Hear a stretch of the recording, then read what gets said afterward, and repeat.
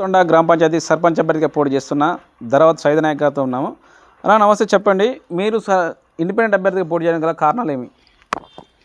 అందరికి నమస్కారం అండి. ఫస్ట్ ఇక్కడ నిలబడడానికి మెయిన్ రీజన్ ఏంటంటే తండలో సమస్యలు బాగున్నాయి. దాన్ని తీర్చడాలని ప్రతి ఒక్క నాయకులు వస్తారు, కానీ ఎవరు తీర్చట్లేరు. దానికోసం నేను ముందుకు రావడం జరిగింది. ఒక కొత్త ఉత్సాహం నింపాలి, ఓట్లని సమస్యలు తీర్చాలి, దానికోసం రావడం జరిగింది. మెయిన్ సమస్య వచ్చేసి లాల్తండలో ఒక వాటర్ ప్లాంట్, ఆడ నుంచి జాడతండకు రావాలంటే 1 కిలోమీటర్ నడిచేరకుండా రావాల్సి వస్తుంది. క్యాన్లు ఎత్తుకొని పోవడం, పెద్దోళ్ళు ఉంటారు ఇంట్లో, చిన్న పొరగాళ్ళు ఉంటారు, పనులకు బయటకు ఆడికి వెళ్ళిపోతారు, వాళ్ళకు వృద్ధులకు బాగా ఇబ్బంది అవుతుంది. నెక్స్ట్ వచ్చేసి బుంగెతండలో మోరి కాలువ ఉంది, కానీ మోరి ఇప్పుడు దాకా ఏ ప్రభుత్వంలో కట్టలేదు.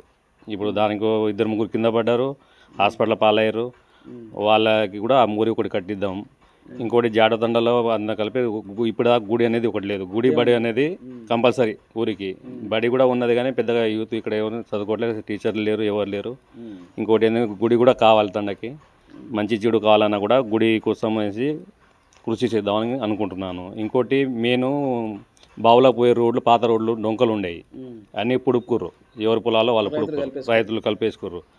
దానివల్ల కూడా ఒకరి దాంట్లో ఒకరి పొద్దు తిట్టుకుంటారు.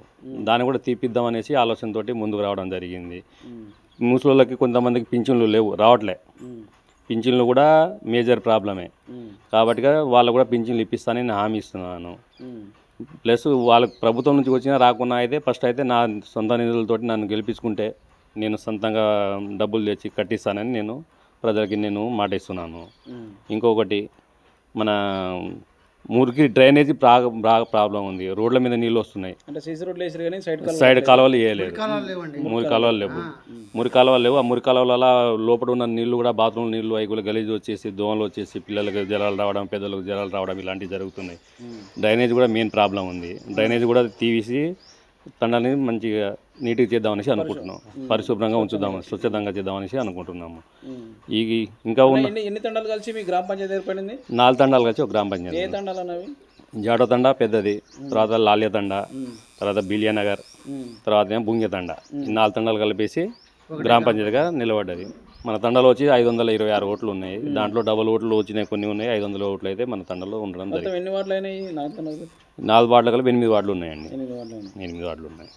8 వార్డులు కలిపి ఒకటే తండ అయినాయి. అంటే ఈ తండకి ఏ తండలకైనా స్కూల్ లేదా? గవర్నమెంట్ స్కూల్ ఏం లేదండి. ఏ తండలకైనా? మరి ఇక్కడ పిల్లలంతా ఏ స్కూల్లోకి ఎక్కడ పోతుంది? ఇక ప్రైవేట్ స్కూళ్ళనో, లేకుంటే మన ఈయన మీద అది ఉంది కదా మోడల్ స్కూల్ వెళ్ళడం గాను, లేకుంటే ఇమ్మపేట వెళ్ళడం గాను, లేకుంటే దాసేగూడెం వెళ్ళడం కానీ జరుగుతుంది. ఇక్కడ అంగన్వాడీలు ఏమైనా ఉన్నాయి? ఇక్కడ అంగన్వాడీలు అయితే ఉన్నాయండి. అన్ని తండలకు ఒక్కొక్కటి ఉందా?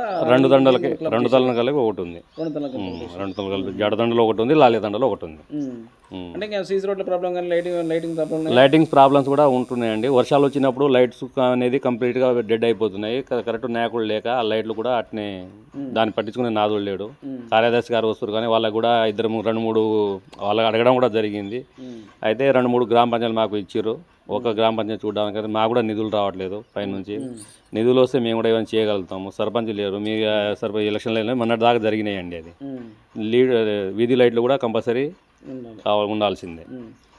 అన్న, మామూలుగా మీరు అన్నట్టుగా ఏదో అక్కడ మోరి సమస్య అన్నారు. ఇన్ని సంవత్సరాల నుంచి ఇక్కడ మీ సర్పంచ్ గారు, పాత సర్పంచులు కానీ ఇంకెవరైనా దాన్ని పట్టించుకోలేదా? దాని మార్గం పాత సర్పంచులు కూడా దాన్ని పట్టించుకున్నారు. చంద్రరెడ్డి గారు కూడా ఒకసారి వచ్చారు, అక్కడ ఇసుక పోసిర్రు. అయితే తండలో కొంచెం ఇదయ్యి మళ్ళీ వాళ్ళు రిటర్న్ వెళ్ళిపోయారు. మళ్ళీ వస్తున్నారు, ఎలక్షన్ టైంలో వస్తారు, ఏదో ఒకటి 4 పనులు చేసినట్టు చూపిస్తారు, మళ్ళీ వెళ్ళిపోతారు. కానీ దానికి కంప్లీట్ చేసిన వాళ్ళు అయితే ఇప్పుడు దాకా లేరండి. శాశ్వత పరిష్కారం అయితే చూపిస్తలేరు. ఈ తాగునీటి కంటే ఓన్లీ సువేన్ సంస్థ అనేది ఇక్కడ ఒకటే వేసిందా? మిగతా అన్ని తండాలలో వేయలేదా? మళ్ళీ వాటర్ ప్లాంట్లు అన్ని తండాలకు వేయలేదు. దానికి సువేన్లో కూడా ప్రశ్నించడం జరిగింది. మేము వెళ్ళాము, మాజీ సర్పంచ్ని తీసుకొని కూడా వెళ్ళడం జరిగింది, కార్యదర్శి దగ్గరికి వెళ్ళడం జరిగింది. ప్లస్ వీళ్ళందరూ కలిసి సువేన్కి వెళ్తే ఆల్రెడీ గ్రామ పంచాయతీకి ఒకటే వస్తుంది, ఇంకోటి రాదు. అంటే మరి అంత దూరం మేము పోలేమండి. అంటే మీరు ఫస్ట్ కట్టేటప్పుడే మీ నాయకులు ఎవరు ఉన్నారో దగ్గర కట్టించుకోవాలి, అందరి మధ్యలో ఉండేటట్టు కట్టించుకోవాలి. కానీ పెద్ద మేజర్ తండా కాబట్టి ఆడ వేసినాం మేము. దీనికైతే మేము ప్రభుత్వాలు పెట్టాము, పైనుంచి ఏమైనా వస్తే మేము ఇస్తాము, లేకుంటే మా దగ్గర అయితే ఏం లేవండి అనేసి వాళ్ళు చెప్పడం కూడా జరిగింది. అంటే అన్న, ఇప్పుడు మీరు సర్పంచ్గా పోటీ చేస్తున్నారు కదా, మీ గ్రామ ప్రజలకి మీరు ఏం చెప్పాలనుకుంటున్నారు? నేను గ్రామ ప్రజలు, నాదే సైదానాయక్ అండి, 3వ గుర్తు బ్యాట్ గుర్తు.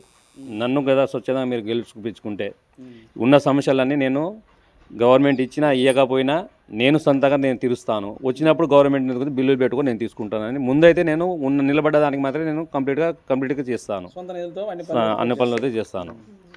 ఓకే, చూస్తున్నారు కానీ ఒక్కొక్క సమస్యలు ఒక్కొక్క తండాలలో ఒక క్లబ్ చేసిన గ్రామ పంచాయతీ అయింది. ఒక నిమిషం చెప్పండి. ఇంకోటి మా తండలో ఇంతకుముందు మున్సిపాలిటీ కింద ఉండే లాల్తండ, అప్పుడు మాకు కరువు పని ఉండేది. అప్పుడు గ్రామ పంచాయతీ ఉన్నప్పుడు మన దాసగూడని తీసేసి లాల్తండలో జడతండలో కలిసిన తర్వాత అది మున్సిపాలిటీ కిందనే పడ్డది. ఇప్పుడు దాకా కరువు పని కోసం ఎన్నిసార్లు పోయినాం, ఎంఆర్ఓ ఆఫీస్కి, మండల ఆఫీస్కి, కలెక్టర్ దగ్గరికి కంప్లైంట్ ఇచ్చాము, అన్నీ ఇచ్చాము. కానీ అది మున్సిపాలిటీ కిందకి ఉంది కాబట్టి మీరు డిలీట్ అవ్వట్లేదు. మీ డిలీట్ అయితే మాత్రం ఏరియా డివైడ్ అయితే తప్ప ఇది రాదన్నారు. అన్నీ తిరిగి ఉన్నామండి. దాన్ని కూడా మాది అది మేజర్. ఇంకోటి ఏంటంటే కరువు పని కూడా లేదు మాకు, ఉపాధి హామీ పని అనేది లేదు. దాన్ని కూడా నేను తీరుస్తాను, దగ్గర ఉండి నేను చేసుకుంటానని మనవి చేసుకుంటాను అందరు. చూస్తున్నారు కండి, తండాలన్నింటినీ గ్రామ పంచాయతీలు అయితే మార్చారు కానీ ఆ గ్రామ పంచాయతీలకు కావాల్సిన ఫెసిలిటీ అన్ని సదుపాయాలు అనేది ఇంతవరకు ఎక్కడ ఉన్నట్టు అనిపిస్తలేదు. చూస్తున్నాను మన డెస్క్ కోసం ఏటీవీ. Thank you.